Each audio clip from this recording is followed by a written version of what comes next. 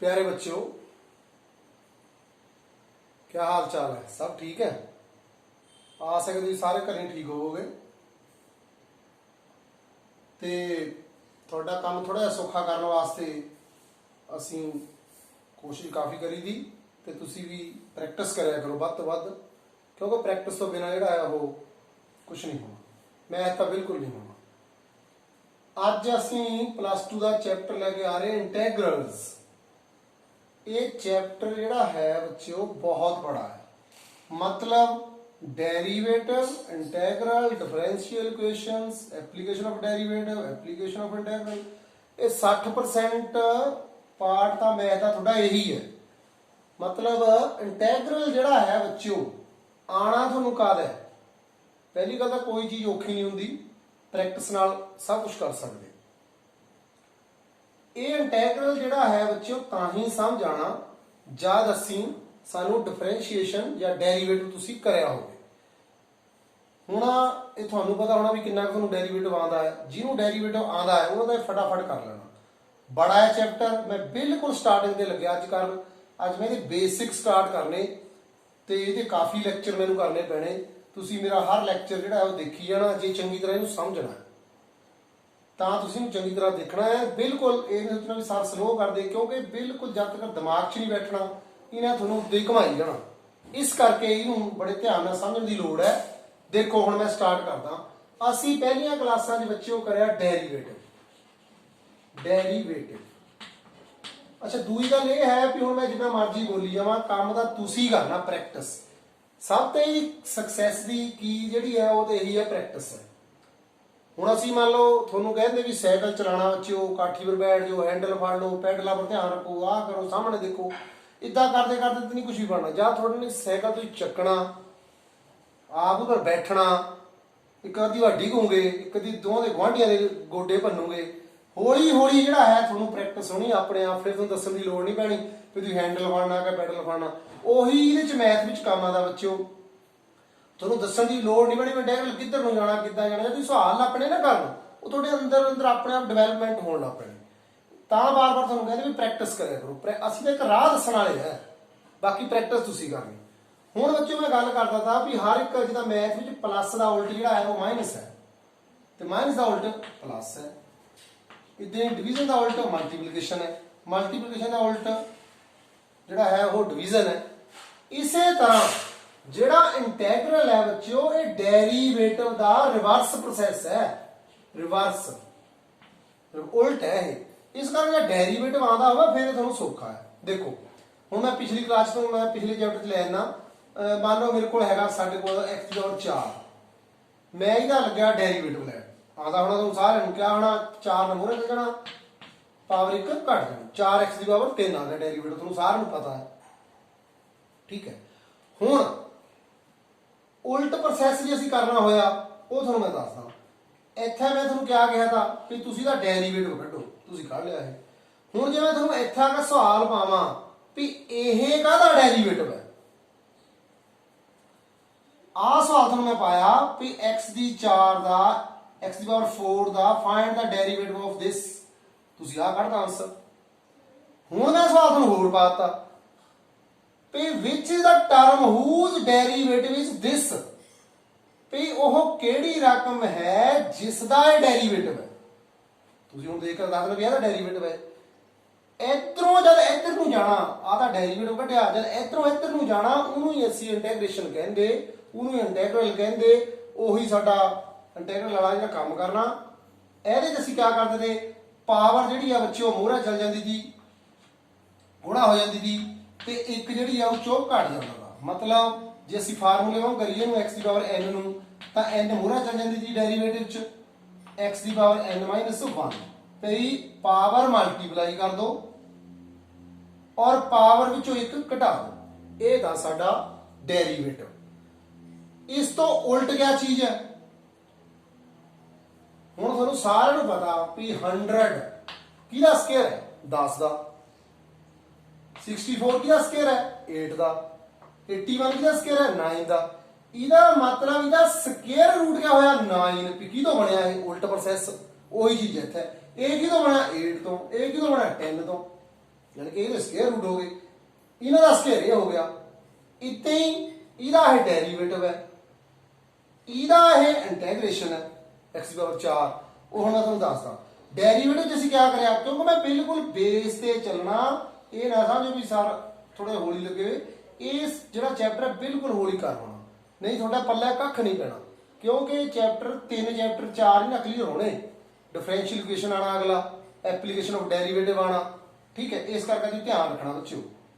हुण देखो, हुण असीं डेरीवेटिव तुसीं पता है तुहानूं क्या करदा भी जिहदी पावर 4 है मोहरा चल जाती, उसकी पावर 1 घट जाती, वही लिखिया।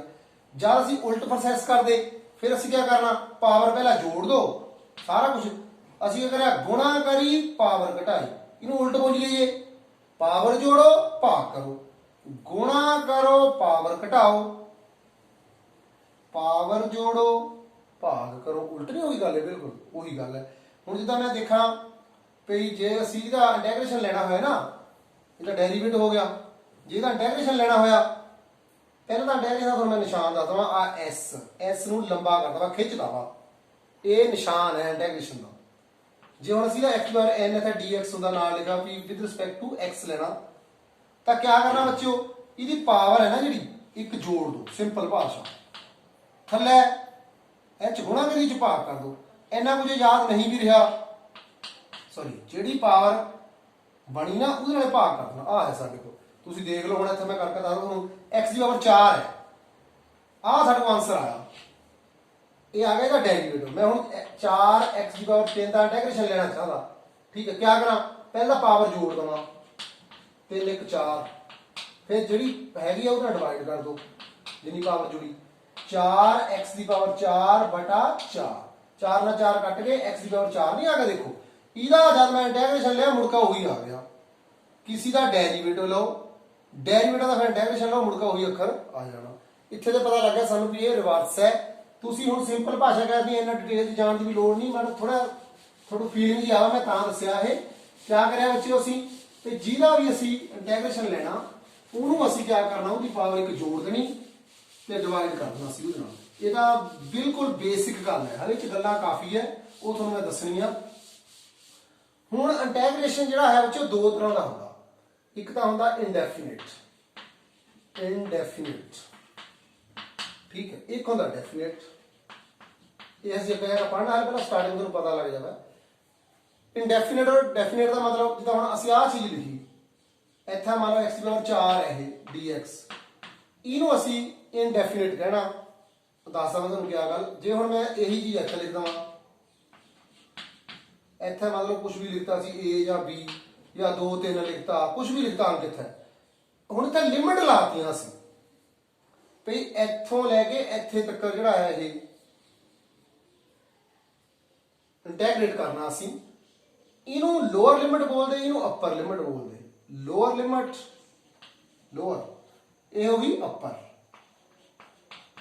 मतलब जिथे लिमिट लग गई बच्चों वो डेफिनेट हो गया, उन्होंने डेफिनेट कहना असी, ये अनडेफिनेट हो गया।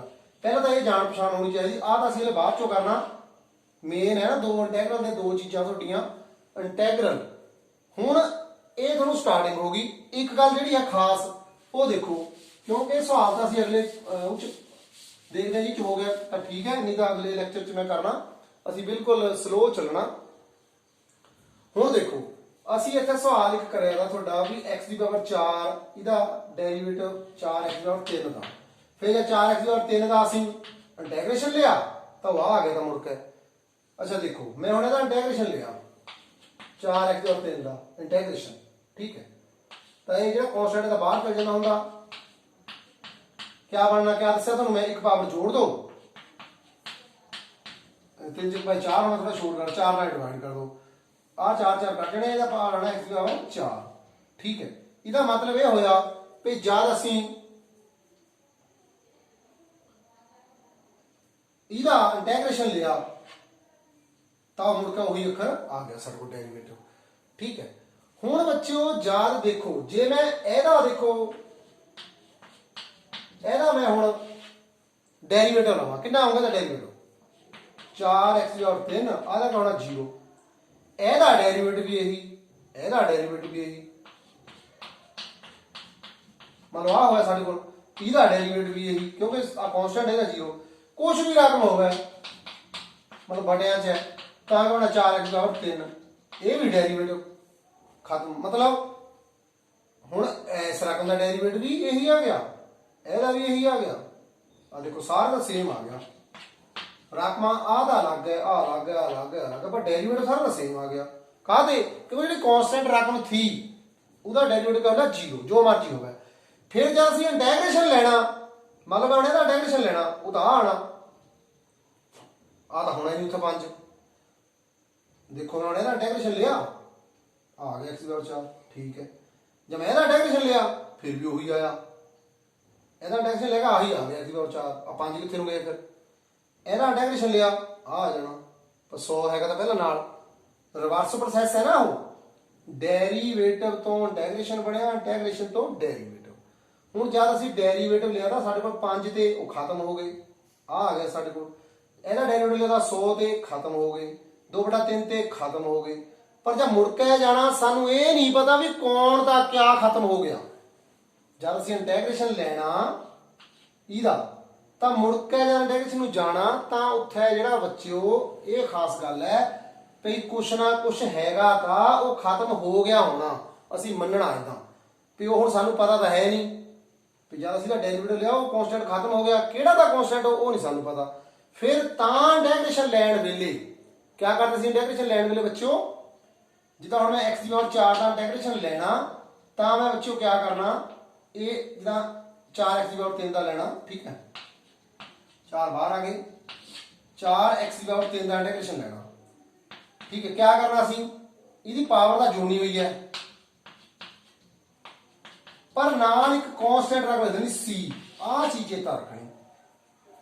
ਇਹ ਇਨਡੈਫੀਨਿਟ ਵਿੱਚ ਵਰਤਣੀ, ਗੱਲ ਪਹਿਲਾਂ ਤਾਂ ਇਹ ਸਮਝੋ, ਕਾਂਸਟੈਂਟ ਜਿਹੜੀ ਹੈ ਇਨਡੈਫੀਨਿਟ ਵਾਲੇ 'ਚ ਵਰਤਣੀ, ਇਹਨਾਂ 'ਚ ਨਹੀਂ ਵਰਤਣੀ। ਜਿੱਥੇ ਲਿਮਿਟ ਹੋਵੇ ਨਾ ਡੈਫੀਨਿਟ, ਇਹਨਾਂ 'ਚ ਨਹੀਂ ਵਰਤਣੀ, ਇਹਨਾਂ 'ਚ ਨਹੀਂ ਕਾਂਸਟੈਂਟ ਲਿਖਣਾ ਸੀ, ਉਹ ਅਸੀਂ ਬਾਅਦ 'ਚ ਕਰੂੰਗੇ, ਹਲੇ ਆ ਸ਼ੁਰੂ ਕਰਿਆ ਵਾ ਇੰਡੈਫੀਨਿਟ ਵੀ ਲਿਮਿਟ ਨਹੀਂ ਹੈ ਜਿੱਦਾਂ ਇੰਡੈਫੀਨਿਟ। ਹੁਣ ਬੱਚੇ ਕਾਂਸਟੈਂਟ ਲਿਖਤਾ ਸੀ, ਸਾਨੂੰ ਨਹੀਂ ਪਤਾ ਕੌਣ ਹੈ, 10 50 100 2/3, ਪਰ ਕਾਂਸਟੈਂਟ ਹੈ। ਹੁਣ ਜਦ ਅਸੀਂ ਇਹਦਾ ਡੈਰੀਵੇਟਿਵ ਲੈਣਾ ਤਾਂ ਇਹਨੇ 0 ਹੋ ਜਾਣਾ, पता ही ਤੁਹਾਨੂੰ x बराबर 4 ਦਾ 4 x बराबर 3 आ जाना। ਇਹ ਜੋ ਮਰਜ਼ੀ ਹੋ ਸਕਦਾ। ਕਾਹਦੇ ਲਿਖਦੇ ਇਹ ਹੁਣ ਸਮਝ ਲਓ ਭਈ ਸਾਨੂੰ ਪਤਾ ਨਹੀਂ ਹੈ ਡੈਰੀਵੇਟਿਵ ਲੈਣ ਵੇਲੇ ਕਿਹੜਾ ਕਾਂਸਟੈਂਟ 0 ਬਣ ਗਿਆ, ਉਹ ਕਾਂਸਟੈਂਟ ਨੂੰ c ਲਿਖਤਾ। ਇਸ ਸਵਾਲ ਵਿੱਚ ਇਹਨੂੰ ਕੀ ਬੋਲਦੇ ਅਸੀਂ, integral constant, constant of integration, ਠੀਕ ਹੈ। ਇਹ ਤਾਂ ਇਹਨੂੰ ਪਰਮਿਟਿਵ ਸ਼ਬਦ ਵੀ ਕਹਿੰਦੇ ਅਸੀਂ, ਯਾਨੀ ਕਿ ਜਿਹੜਾ ਆਹ ਡੈਰੀਵੇਟਿਵ ਲੈ ਲਿਆ ਇਹ ਪਰਮਿਟਿਵ ਹੋ ਗਿਆ, ਪਰਮਿਟਿਵ, ਠੀਕ ਹੈ, ਪਰਮਿਟਿਵ ਆਫ ਦਾ ਫੰਕਸ਼ਨ। शब्द पता होना चाहिए, पर और कुछ नहीं है। परमिटिव की कहते डेरिवेटिव नहीं। ये हो गया जो पिछे है कांस्टेंट ऑफ इंटैग्रल। ये बच्चों साडियां बेसिक थोड़ियां गल्लां हो गईयां, ठीक है। एक गल जी होर असीं करना क्या क्योंकि सवाल तो तां ही होने जब तुहानूं कुछ ना कुछ समझ आवे। हरेक मेरा जिहड़ा है लैक्चर वो आराम नाल तुसीं एक दो बार देखो ना, तां बच्चों समझ आना, एकदम नहीं समझ आना, फिर जब काम चल पिया फिर छेती हो जाना, ठीक है। हुण इंटैग्रल विच अगली गल, पहलां तुहानूं पता लगे इंटैग्रल दो तरह के है, डेफिनेट और इनडेफिनेट। हजे असीं इंडेफिनेट बारे गल करनी। हुण इंडेफिनेट इंटैग्रल जिहड़ा करन वास्ते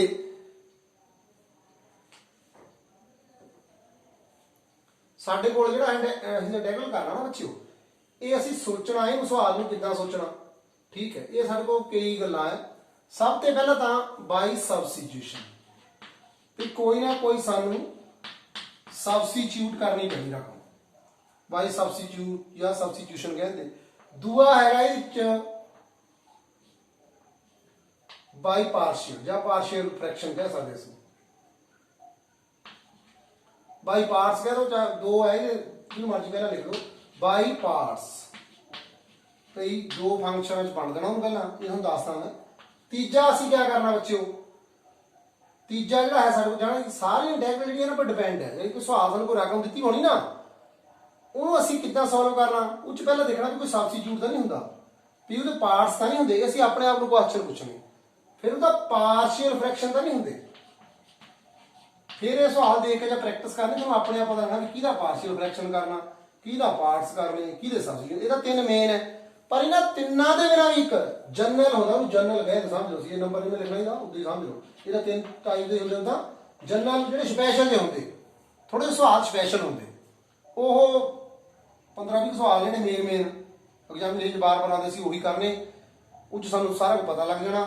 ਇਹਦਾ ਵਿੱਚੋਂ ਸਾਡਾ ਪਹਿਲਾ ਲੈਕਚਰ ਬੇਸਿਕ ਗੱਲਾਂ ਤੁਹਾਨੂੰ ਮੈਂ ਦੱਸਤੀਆਂ ਵੀ ਇੰਟੈਗਰਲ ਜਿਹੜਾ ਹੈ ਰਿਵਰਸ ਆਫ ਦਾ ਡੈਰੀਵੇਟਿਵ ਹੈ।